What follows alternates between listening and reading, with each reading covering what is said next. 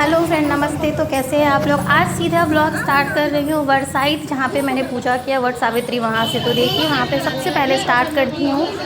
जो यहाँ पे जो है सबसे पहले जो बियन होता है, हमारे उधर इसको बियन बोलते हैं, आपके उधर इसे पंखा बोलते हैं क्या, मुझे नहीं पता। आप कमेंट में ज़रूर कमेंट करके बताना। जिसके ऊपर पहले तो पिठार लगाया जाता है, यानी का जो जिससे हम लोग अल्पना बनाते हैं। उसके बाद हम लोग धीरे धीरे से पहले प्रसाद वगैरह लगा के, अगरबत्ती वगैरह, दीप वगैरह जला के हम लोग पूजा की तैयारी स्टार्ट करेंगे।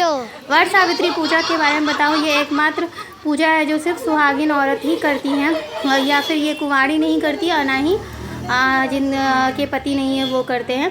ये सुहाग की कामना के लिए और सुख समृद्धि शांति के लिए, ससुराल पक्ष के लिए किया जाता है। इसमें वट सावित्री में सावित्री कथा बहुत फेमस है। आप लोग चाहे तो बैकग्राउंड में ध्यान लगा के सुनेंगे तो आपको सुनाई देगा, इसलिए मैंने उसको म्यूट भी नहीं किया है।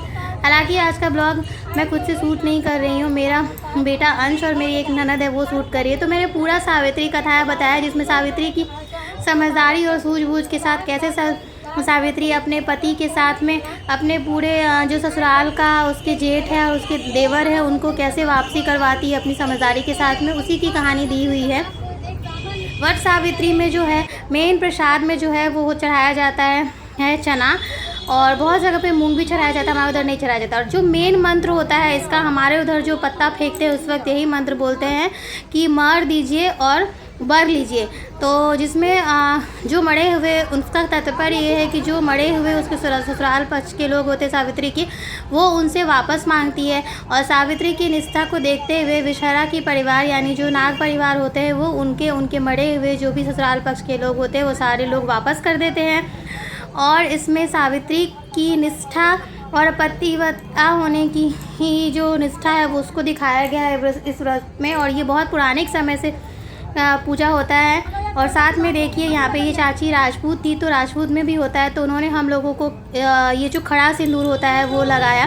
वैसे तो खड़ा सिंदूर मिथिला का नहीं है, मैं मिथिला से हूँ, आप लोगों को पता ही है, मेरे बैक टू बैक पोस्ट से आप लोग देखते रहते हैं। तो वो चाची ने हम लोगों को जो है हरा सिंदूर लगाया, और पूजा के स्थान पे चाहे वो कोई भी सिंदूर हो, सिंदूर तो है ही, तो हम लोग घर से जुड़ा सिंदूर हमारा माथे से किया जाता है, राजपूत में या बाकी लोगों में नाक से किया जाता है। तो उन्होंने सिंदूर लगा दिया। इधर पूजा वूजा सब समाप्त हो चुका है। अब हम पूजा से उठने वाले थे, बाकी की परिक्रमा और जो वट पेड़ की आज के दिन में पूजा होती है उसके करने के लिए। तो उठने से पहले जब हमने यहाँ पे गौड़ी पूजा कर ले, साथ में आपको बता दें कि यहाँ पे जो मिथिला में गौड़ी पूजा की मान्यता है, जो हम लोग हर दिन औरतें बिना नहाए मतलब नहा के बिना खाए हुए पूजा करते हैं, वो गौड़ी को आज यहाँ पे पूजा जाता है, उनका वस्त्र बदला जाता है। और ये सब पूजा करके उसके बाद हमारा प्रसाद वसाद सब कुछ हमने लगा दिया। लेकिन अभी हम लोगों ने प्रसाद उठाना नहीं है, पहले हम लोग वट की जो माखी की परिक्रमा पूजा है कर लेंगे। तो चाची ने सबको सिंदूर लगा दिया, मैं भी चाची को सिंदूर लगा देती हूँ। और उसके साथ में अब हम लोग परिक्रमा और बाकी चीज़ें करेंगे।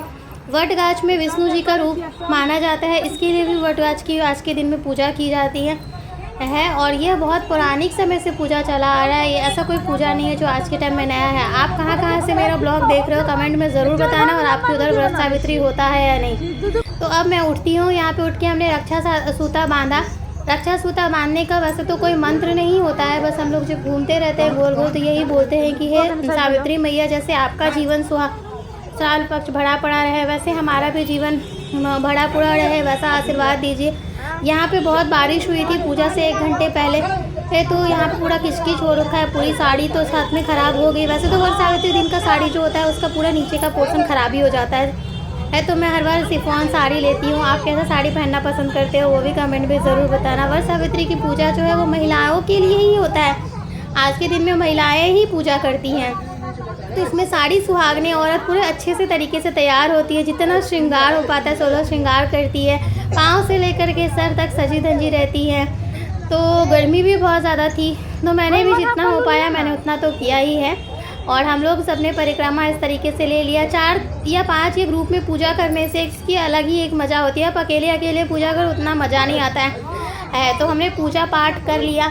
बीच में चाची ने थोड़ा गीत भी गुनगुनाया था, तो अंश पीछे था तो वो वीडियो में नहीं ले पाया उस चीज़ को। और ऐसे हमारा परिक्रमा जैसे ही समाप्त हो जाएगा तो हम लोग वट वृक्ष को पंखा होके बोलेंगे कि अभी कि हे वटवृक्ष, जैसे आप हम आपको पंखा होता है ठंडाए रहे, वैसे हमारे पति भी मतलब ठंडाए हुए रहें और उनकी लंबी उम्र की कामना के साथ मैं आज की ब्लॉग समाप्त करती हूँ। आप लोग को मेरा ब्लॉग कैसा लगा कमेंट करके ज़रूर बताना। बाय।